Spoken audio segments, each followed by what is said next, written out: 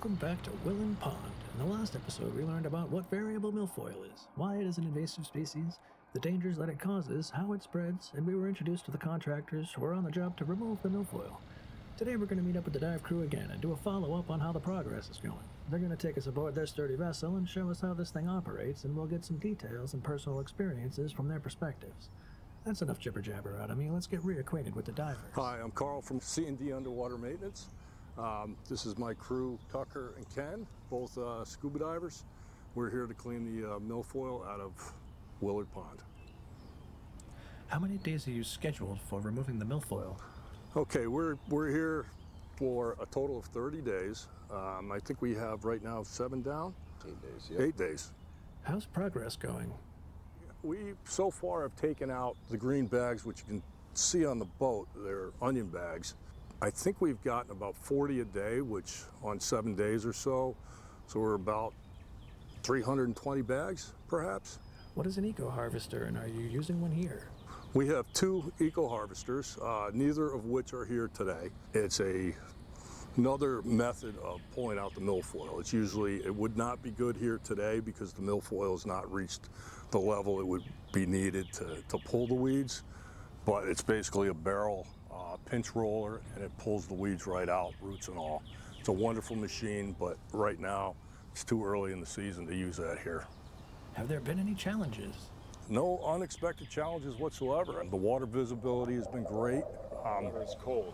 Water's cold. Water is cold. But besides being cold, I mean, it's good visibility. It's a nice lake, so we're able to see, until we stir it up with the suction. Is the milfoil being removed mechanically or by hand? The hoses you see are what the mechanical means by which we're removing vegetation. You harvest it by grabbing a hold of the roots and anything you can get your hands on, pulling it up and feeding it to the hose, and it bags it in the boat. Which still gives us the ability to select whether we want milfoil specifically, or we can choose between what species we're trying to target for the day, which helps us prevent removing native species and the species that the pond wants to keep for the ecosystem. Please tell us how your contraption operates. This is a dash boat. Dash boat stands for diver assisted suction harvesting. The way that works is we have pumps, we have a hookah line that goes down to the diver. We could nickname it's called a hookah. This gives us an infinite air supply. Each diver gets a pump and a hose. They sit on the bottom, pull a plant out by the roots. They're going to feed it to the pump. It's going to come through the hoses up to a system over here. This system is what bags the milfoil. It's how we're able to get rid of it off the boat without spilling it, without contaminating the rest of the pond, any of those issues. So it goes into these bags. We then cut the bags free, let them drain on the front of the boat for a little while, and then take them to shore where they go to a local farm for compost. How are you able to differentiate between what is variable milfoil and what is native species? It's most of what's growing there. Yeah. You can tell the milfoil. There's Eurasian, there's different types, but we can tell the milfoil versus something else. So it's Absolutely. How is the pond's wildlife going to be affected? It should get better. We've seen a lot of bass nesting, which is normal for this time of year. And once we clean the bottom up, theoretically, that'll provide, more areas for the bass to nest. Even while we're working, you could see some of the sunfish, some of the smaller feeder fish, they start coming up to the surface. They're looking through the dust clouds, picking on food they couldn't normally get their hands on or their fins on because it's on the bottom. So it's an ability for the fish to eat. There's some other juvenile species down there we're seeing too. That'll only get better as the water quality improves. Are you coming across any trash, and what happens to that stuff? There's a lot of beer cans down there, and once in a while, this suction hose has some velocity, so it will pick things up. Lots of monofilaments coming out, that's a good thing.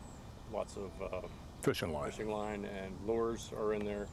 We're gathering up lots of that stuff. Again, it's attached to the weeds, and it comes goes out with it. Where are you disposing of this plant material, and what happens to it from there?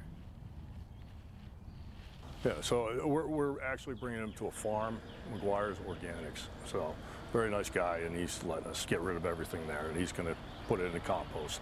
In your time here on the pond, what was the coolest wildlife experience?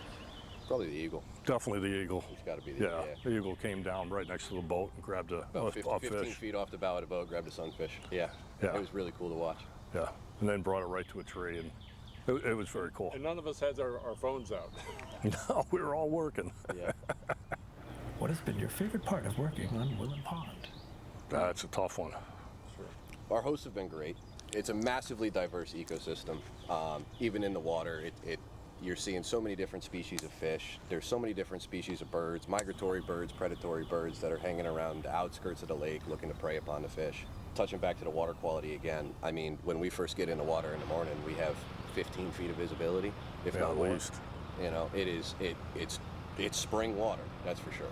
And with that being said, we're going to let them get back to work, and we'll catch up with them in a few weeks to see how the progress went and what we can expect to see from here. As always, we appreciate you and your time here with us. Please pass this around to your network of friends and family so that they can also see some great things that are going down around Willand Pond and our surrounding area. Maybe a local body of water near you could utilize the services of C&D Underwater Maintenance.